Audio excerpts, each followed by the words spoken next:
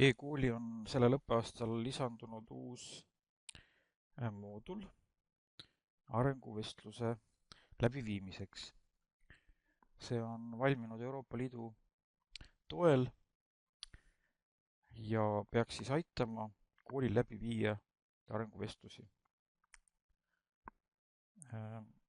Selle arenguvestluse saab siis e-koolis kool endale aktiveerida ja selle järel siis tekib siia nii õpilastele kui lapsevanematele kui klassijuhatajatele kui kooli juhtkonnale tekib siis selline arenguvestluse ikoon siia e-kooli töölauale, kus on siis kõik arenguvestluse tegevused kirjas. Ja arenguvestluse põhilised tegevused, mis siis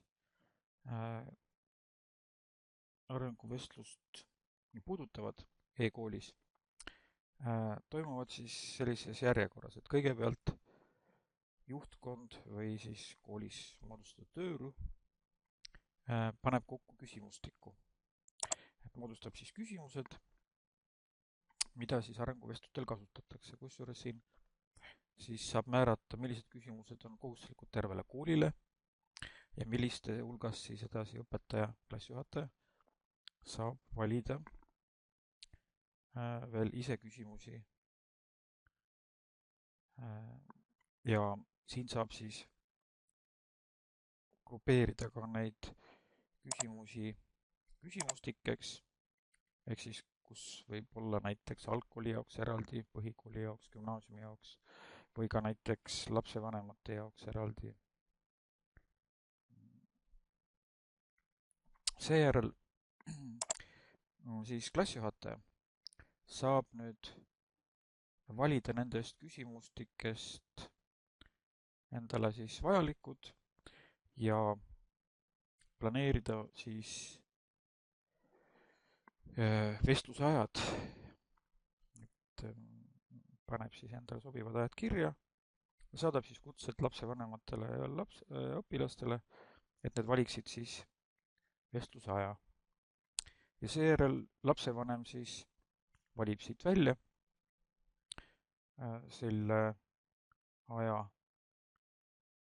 ja siit siis näeb klassijuhataja jällegi, et kas lapsevanem on siis valinud mingi aja endale.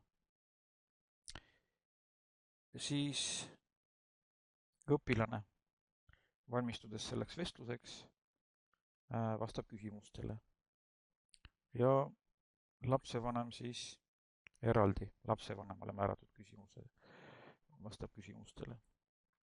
Ja siis määratud ajal kohtuvad lapsevanem, õpilane ja siis klassijuhataja.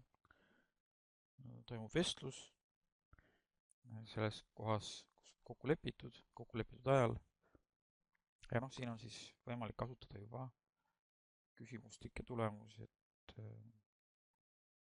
klassijuhatajal on mingisugune pilt juba enne olemas.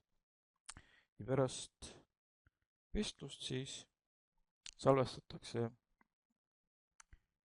arenguvestluse protokolli kooli keskkonnas